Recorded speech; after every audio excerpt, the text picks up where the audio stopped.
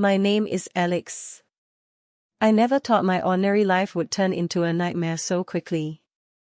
It all started on a rainy Tuesday evening when I received that strange phone call. The voice on the other end was calm, almost too calm, like it belonged to someone who had done this many times before. Alex, the voice said, we know what you did last summer. My heart stopped for a second. Last summer. I tried to recall every single thing I had done, but nothing came to mind that could warrant such a threatening call. I was just a regular software engineer living in a small apartment in the city, paying bills, and trying to survive like everyone else. Who is this? I demanded, my voice shaking slightly despite my best efforts to sound brave. The caller chuckled softly. That's not important right now.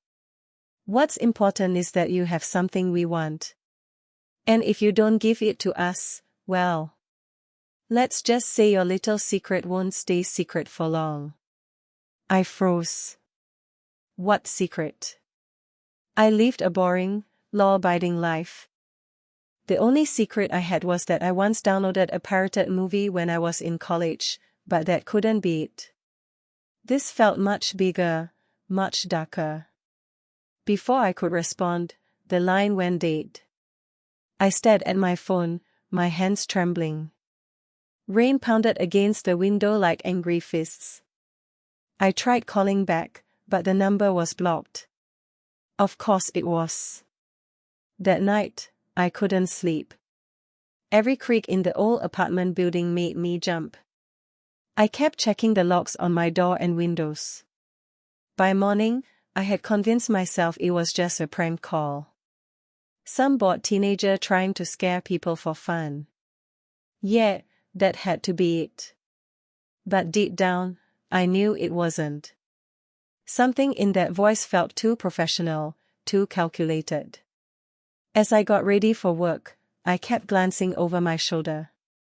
The subway ride felt longer than usual. Every stranger who looked at me for more than a second made my stomach twist. At the office, my colleague Mia noticed something was off. You look like you haven't slept in days, Alex. Everything okay? I forced a smile. Just a rough night. Bad dreams, you know. She didn't look convinced but let it go. I spent the entire day distracted, jumping at every notification on my phone. When another unknown number called during lunch, I almost dropped my coffee. This time, the voice was different, deeper, more menacing. Listen carefully, Alex. You have 24 hours to deliver the package. If you don't, we'll come for you. And trust me, you don't want that. What package? I whispered urgently, stepping into the empty stairwell so no one could hear. I don't know what you're talking about. The man on the line sighed as if he was disappointed in me. Don't play dumb. You know exactly what we're talking about. The black USB drive your uncle gave you before he died. Ring any bells? My blood ran cold. Uncle Victor. He had passed away 3 months ago. The only thing he left me was a small black USB drive with strict instructions: never open it. Keep it safe. If anyone asks, you know nothing. I had hidden it in my sock drawer, thinking it was probably just some old family photos or legal documents he didn't want falling into the wrong hands. How did these people know about it? I don't have it anymore, I lied, my voice barely above a whisper. The caller laughed. It was a cold, humorless sound. We both know that's not true. 24 hours, Alex. Or your pretty little life ends. The call disconnected again. I leaned against the wall, feeling dizzy. My uncle had been involved in something dangerous, and now it was coming for me. I had to decide quickly, hand over the drive or try to figure out what was on it first. But one thing was clear, my ordinary life was over. From this moment on, I was running. I rushed home after work, my mind racing with possibilities. The USB drive felt like it was burning a hole in my pocket. I had grabbed it from the drawer before leaving the apartment that morning, too paranoid to leave it behind. Now, as I locked my door behind me, I stared at the small black device in my hand. What could be on it that was worth threatening my life over? I plugged it into my laptop, my fingers hovering over the enter key. Uncle Victor's warning echoed in my head, never open it. But curiosity and fear won. I double-clicked. The screen filled with encrypted files. Dozens of them. Bank records, photographs, scanned documents with official-looking seals.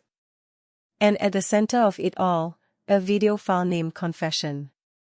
My hands shook as I clicked play. Uncle Victor appeared on the screen, looking much younger than when I last saw him, but his eyes carried the same tired sadness. If you're watching this, Alex, it means I'm gone and they found you. I'm sorry. I never wanted to drag you into this. He took a deep breath and continued. 20 years ago, I worked for a powerful organization. We called ourselves the Circle. We dealt in information, secrets that could topple governments and corporations. I was their best operative until I discovered what they were really doing. The video went on for almost 15 minutes. Uncle Victor detailed illegal operations, money laundering, assassinations disguised as accidents. Names of high-profile people flashed across the screen, politicians, CEOs, even a few celebrities I recognized. At the end, he looked straight into the camera. The drive contains enough evidence to destroy the Circle. They will kill to get it back. Run, Alex. Don't trust anyone. And whatever you do, don't let them have it. The video ended. I sat there in silence, my heart pounding so hard I could hear it in my ears. This wasn't some small-time criminal gang. This was something massive. A loud knock on my door made me nearly scream. Alex. It's your neighbor, Mrs. Harper. I saw you come in. Just checking if everything's alright. I didn't answer. Instead, I quickly unplugged the drive and hid it again. The knocking stopped after a minute, but I couldn't shake the feeling that someone was watching me. That night, I packed a small bag, clothes, cash I had saved, the USB drive, and my laptop. I couldn't stay here anymore. I needed to disappear. As I slipped out the back exit of the building, I noticed a black sedan parked across the street. Two men in dark coats stood beside it, smoking cigarettes and looking up at my apartment window. I ducked behind a dumpster and waited. My phone buzzed with a new message from an unknown number. Time's almost up, Alex. Where are you? I deleted the message and started walking toward the bus station, keeping to the shadows. Every step felt like it could be my last. I had no plan, no allies, and no idea who I could trust. But I knew one thing for sure, I wasn't giving them the drive. Not without a fight. By the time I reached the bus terminal, it was past midnight. I bought a ticket to a small town 3 states away using cash. As the bus pulled out of the station, I saw the same black sedan following at a distance. My nightmare had only just begun. The small town of Willow Creek seemed like the perfect hiding place at first.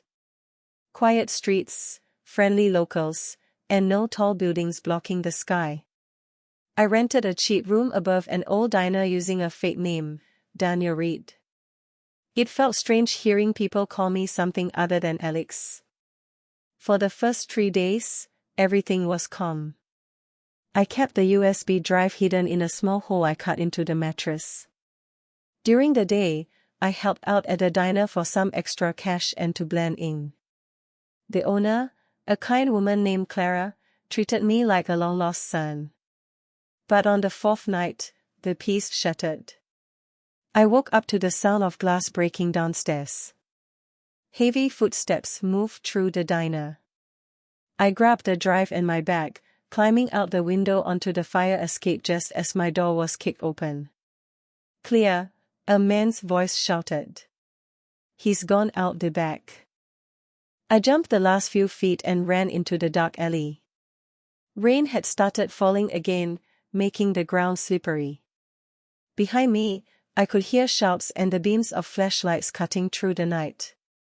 I didn't stop running until my lungs burned. I hid in an abandoned warehouse on the edge of town, clutching the USB drive like it was my lifeline. Who were these people? How did they find me so quickly? As I caught my breath, my phone, which I had bought new with cash, vibrated. A text from an unknown number. "Nice try, Alex. Or should I say Daniel? We see you." I smashed the phone against the concrete floor. No more phones. No more traces. The next morning, I hitched a ride with a truck driver heading west. He was a chatty guy named Hank who talked non-stop about his wife and kids. I pretended to be interested while scanning every car that passed us. By evening, we reached a larger city. I thanked Hank and disappeared into the crowd. I needed a new plan. Maybe I could find someone who could decrypt the files safely or expose the circle without getting myself killed. That's when I met Sophia. She was sitting in a small internet cafe, typing furiously on her laptop.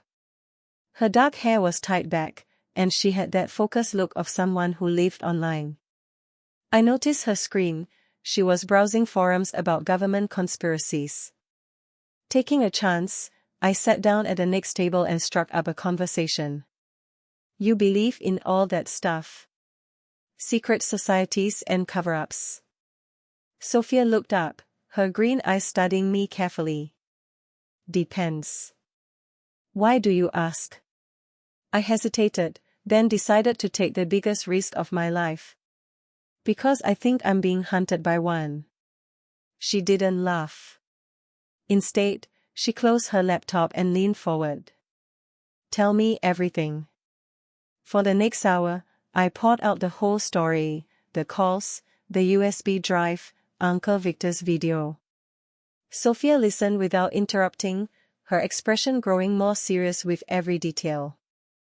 When I finished, she nodded slowly. "I believe you. I've been tracking the circle for 2 years now. They're real, and they're dangerous." For the first time since this nightmare started, I didn't feel completely alone. But as we left the cafe together, I caught sight of a familiar black sedan parked across the street. They had found me again. Sophia and I ran through the crowded streets, weaving between pedestrians and ducking into side alleys. The black sedan was still behind us, but we managed to lose it temporarily by jumping onto a moving bus. "We need to get out of the city," Sophia said, her voice steady despite the chaos. "I have a contact in the mountains. He can help decrypt the drive safely." I nodded, too out of breath to argue. We switched buses 3 times, used cash for everything, and avoided security cameras as much as possible. By nightfall, we were on a train heading north. As the train rattled through the darkness, Sophia told me her story. She was a former journalist who had lost her job after publishing an article about corruption in high places. Ever since then, she had been digging deeper into the circle on her own.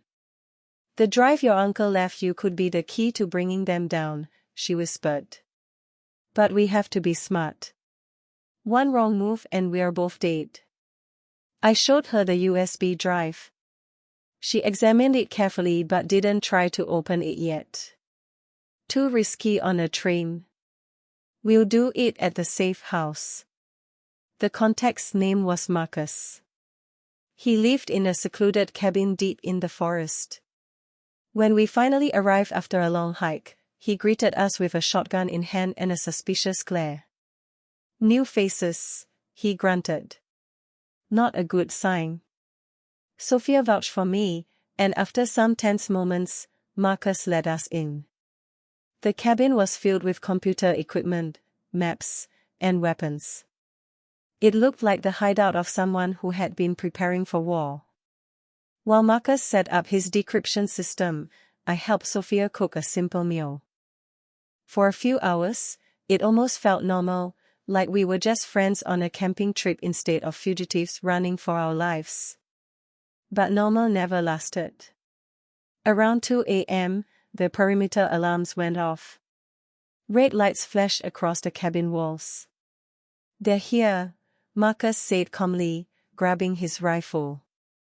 "Get the drive and head to the basement tunnel. I'll hold them off."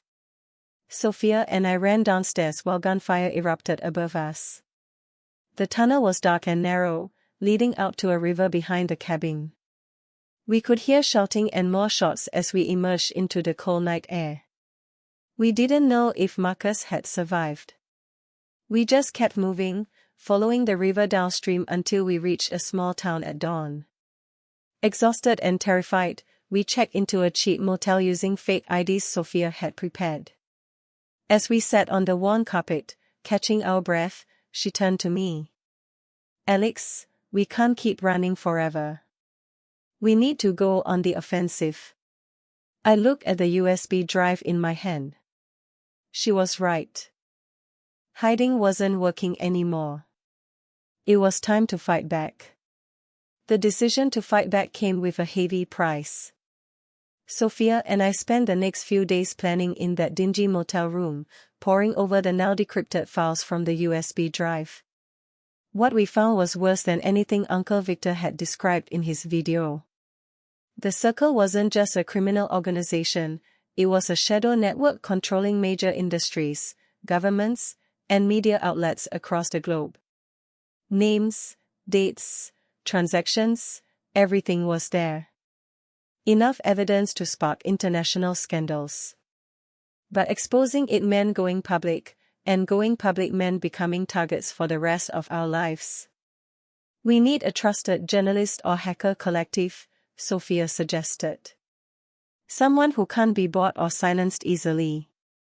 I remembered an old college friend, Ryan, who had become a well-known independent investigative reporter. He lived off the grid and was famous for breaking stories that mainstream media ignored. If anyone could help us, it was him. We reached out using an encrypted messaging app Sophia set up. Ryan's reply came within hours: "Meet me at the old lighthouse on the coast. Come alone. Bring the proof." The journey to the coast was tense. We changed vehicles twice and used disguises. When we finally arrived at the lighthouse, Ryan was waiting, looking thinner and more paranoid than I remembered. After verifying the files, he whistled softly. "This is nuclear. But publishing it will paint a target on all our backs." "We know," I said. "But staying silent isn't an option anymore." Ryan agreed to help. He had contacts in underground media networks that could release the information simultaneously across multiple platforms, making it impossible for the Circle to suppress everything. As we prepared the release, strange things started happening. My bank accounts were frozen. Fake news articles appeared online accusing me of crimes I never committed. Sophia's old colleagues started receiving death threats. The Circle was fighting back hard. One night, while Ryan was uploading the final batch of documents, the lighthouse door burst open. 3 armed men stormed in. "Hands up. Give us the drive." A chaotic fight broke out. Ryan managed to hit the upload button just as a bullet grazed his shoulder. Sophia and I fought desperately, using whatever we could find as weapons. In the struggle, I got separated from the others. One of the attackers cornered me on the balcony overlooking the crashing waves. "Give it up, Alex," he snarled. "The Circle always wins." I looked him in the eye and smiled. "Not this time." With a sudden burst of adrenaline, I shoved him hard. He lost his balance and fell over the railing into the sea below. When the dust settled, Ryan was wounded but alive. The files were uploading successfully. Within minutes, news outlets around the world started picking up the story. But our victory was short-lived. As we escaped the lighthouse, more black sedans appeared on the road. The chase was far from over. We drove through the night, switching cars in small towns and avoiding major highways. Ryan's wound was bandaged, but he was losing blood fast. Sophia drove while I kept pressure on the injury and monitored the news on a burner phone. The story was exploding online. Headlines screamed, "Massive global conspiracy exposed, high-level officials implicated." Social media was on fire with theories and demands for investigations. For a moment, it felt like we had won. But the circle wasn't going down without a fight. By morning, counter-stories appeared calling everything baseless conspiracy theories. Some of our evidence was mysteriously corrupted. Key witnesses started disappearing or changing their statements. "They have people everywhere," Sophia muttered as we hid in another motel. "This isn't over." Ryan, pale but determined, made a call to one of his most trusted contacts, a whistleblower inside a major intelligence agency. "We need protection. Real protection. Witness security or something bigger." The contact agreed to meet us at an abandoned factory on the outskirts of a major city. It was a risky move, but we were running out of options. As we approached the factory, something felt wrong. Too quiet. No birds, no movement. "It's a trap," I whispered. Before we could turn back, floodlights blinded us. Armed men surrounded the car. "Get out slowly," a voice boomed through a loudspeaker. We were dragged out and separated. I was thrown into a dark room with only a metal chair and a bright lamp shining in my face. A familiar voice spoke from the shadows. "Hello again, Alex. You've caused us quite a bit of trouble." It was the same calm voice from the very first phone call. "You think exposing a few files will stop us?" he continued. "We've survived worse. Your uncle learned that the hard way." I spat blood from a split lip. "It's already out there. The world knows." The man laughed. "The world believes what we tell them to believe. In a week, this will be forgotten. And you'll disappear like all the others." They tortured me for information about remaining copies of the files. I didn't break. Not because I was some hero, but because I genuinely didn't know. Sophia and Ryan had the backups. Hours blurred into days. I lost track of time. Then, one night, the door to my cell exploded open. Sophia stood there with a gun, covered in dirt and bruises but alive. "Time to go," she said, helping me up. Ryan was waiting outside with a stolen van. They had escaped earlier and spent days tracking my location. As we sped away, explosions rocked the building behind us. Sophia had planted charges. "We're not safe yet," Ryan warned. "But the public pressure is growing. Governments are being forced to investigate." I leaned back in the seat, exhausted but hopeful for the first time. The endgame was approaching. The final confrontation happened in the heart of the city, in a sleek skyscraper that served as the Circle's unofficial headquarters.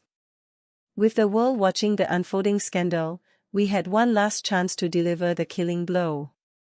Sophia had managed to get us forged security passes. Ryan coordinated with sympathetic insiders who fed us real-time information.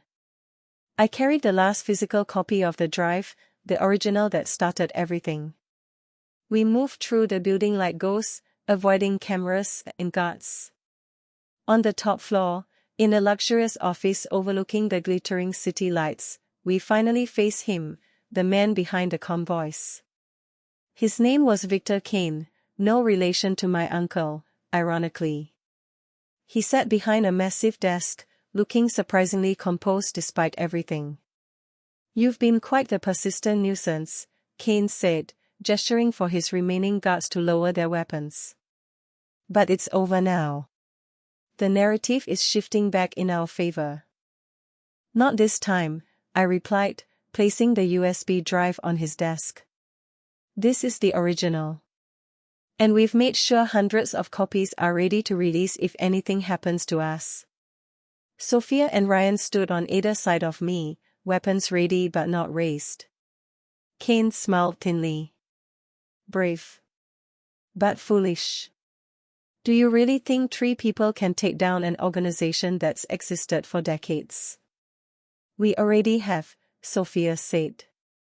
"The investigations have started. Your allies are turning on you to save themselves." For the first time, doubt flickered in Kane's eyes. What followed was a tense negotiation mixed with threats. Kane offered us money, new identities, safety, anything to make us stop. We refused. In the end, it wasn't violence that ended it. It was the sound of sirens and helicopters outside. The authorities, pressured by public outrage and mounting evidence, had finally arrived. Kane's face paled as armed federal agents stormed the office. As he was led away in handcuffs, he looked back at me one last time. "This isn't the end, Alex. Organizations like ours, we always come back." Maybe he was right. Maybe the circle would survive in some form. But for now, we had won. The truth was out, and the world was forced to confront it. Months later, life began to return to something resembling normal. I got a new identity through the Witness Protection Program. Sophia continued her journalism under a different name. Ryan went back to exposing corruption, more determined than ever. I still look over my shoulder sometimes. Old habits die hard. But when I do, I remember Uncle Victor's words and the fight we put up. Some secrets are worth protecting, and some are worth exposing, no matter the cost. My name is Alex. And I survived.